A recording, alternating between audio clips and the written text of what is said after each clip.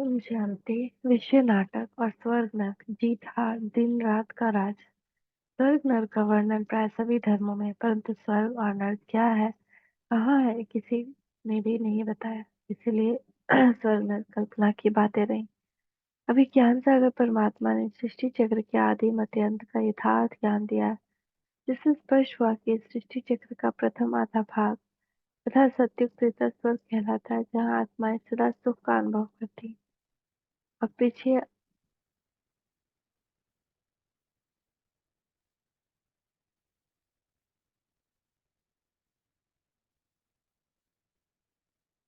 पीछे का आधा भाग अर्थात द्वापर कलयुग नरक कहलाता है, जहाँ आत्माएं कर्मानुसार सुख दुख दोनों को प्राप्त करती। स्वर्ग में आत्मा की आत्मिक शक्ति होती है, इसलिए उसको सदैव और देह के धर्मों पर अधिकार होता है, जिससे आत्मा को न मृत्यु का भय होता है और न ही किसी विकार का प्रभाव आत्मा में होता है। इसलिए स्वर्ग में सदा सुख शांति होती है, मृत्यु का नामो निशान नहीं होता।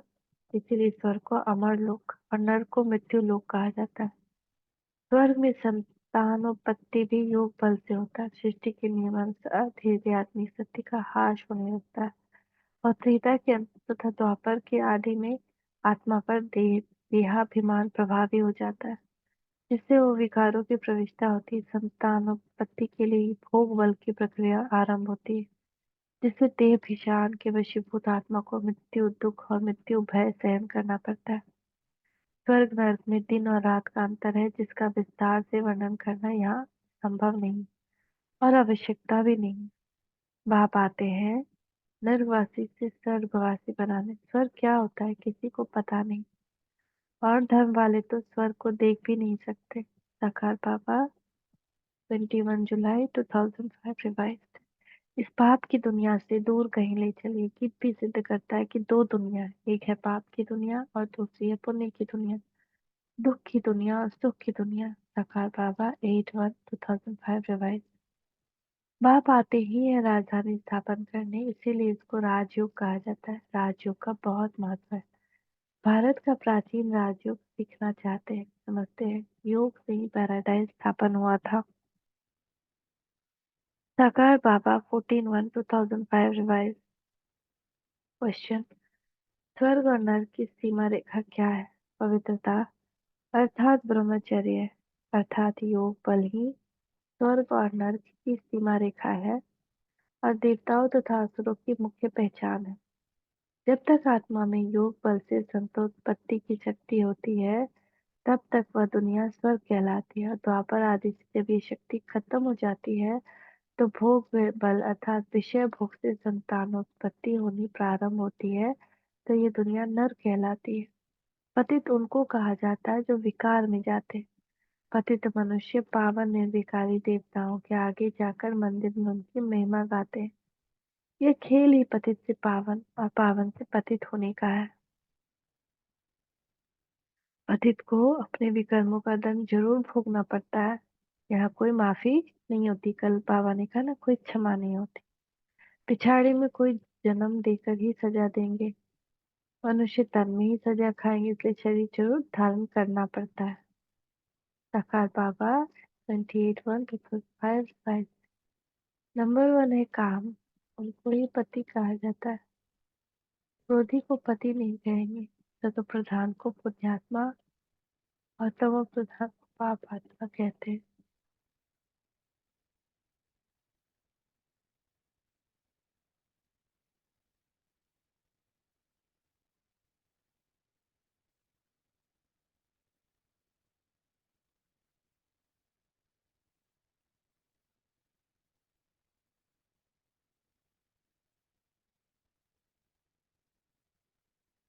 विकार में जाना पाप है। बाप कहते हैं अब पवित्र बन। साकार बाबा 7 मई 2005। स्वर्ग की आकर्षण और स्मृति किन आत्माओं को आएगी? जो आत्माएं स्वर्ग के निर्माण में सहयोगी होंगी, उनको ही स्वर्ग या स्मृति आएगी, और स्मृति उसी सीमा तक आएगी जिस सीमा तक वे स्वर्ग के निर्माण में सहयोगी होंगे। ब्रह्मा बाबा ने शिव बाबा की प्रविष्टा होते ही यहाँ ब्रह्मा के रूप में जन्म लेते ही अपना तन मन धन संबंध संपर्क समय शक्ति सब स्वर्ग की स्थापना में अर्पण कर दिया। इसलिए उनको सदा ही स्वर्ग की स्मृति इमर्ज रूप में रही, अपना स्वर्गिक स्वरूप याद रहा। स्वर्ग को कल्पना तो नहीं समझते हो? अभी तक दुख की दुनिया प्रैक्टिकल में है, तो जरूर सुख की दुनिया भी प्रैक्टिकल में होनी चाहिए। अपने विवेक और नॉलेज के बल से समझते हैं, जब दुख की दुनिया है तो सुख की दुनिया भी होनी चाहिए, उसका फाउंडेशन भी लग रहा है। मातेश्वरी 24 जून 1965। कैसा ये विचित्र ड्रामा बना हुआ है, इसके भी राज कोई भी इसके राज को नहीं जानते। एक्टर होकर ड्रामा के आदि मध्य अंत को न जाने तो उन्हें क्या कहेंगे। सच से जीत झूठ से हार, सच्चा बाबा सचखंड की स्थापना करते। रावण से तुमने हार खाई, सब खेल बना हुआ। साकार बाबा 26 मई 2005 रिवाइज। स्वास्तिका का राज, चार युगों की आयु और उसकी दिशा दशा का राज।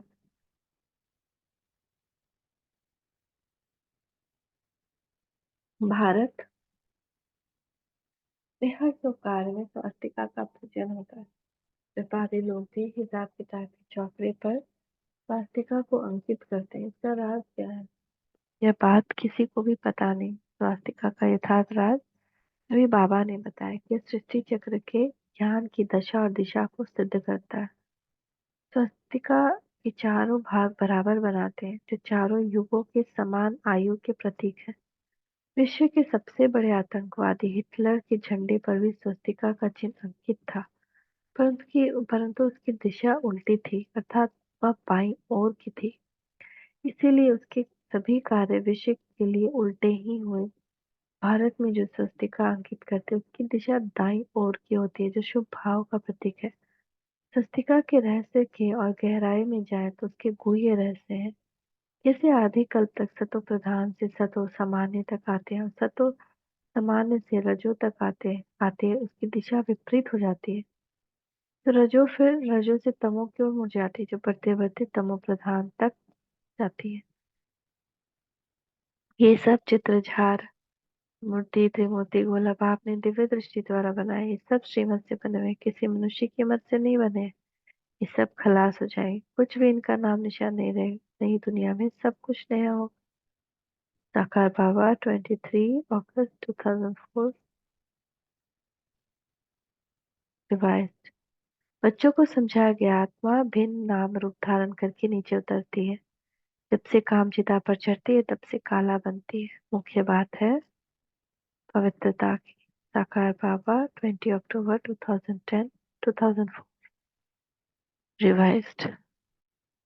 कल जानेंगे विषय नाटक और पुरुषार्थ का राज। थैंक यू बाबा, थैंक यू। शुक्रिया बाबा, शुक्रिया। ओम शांति।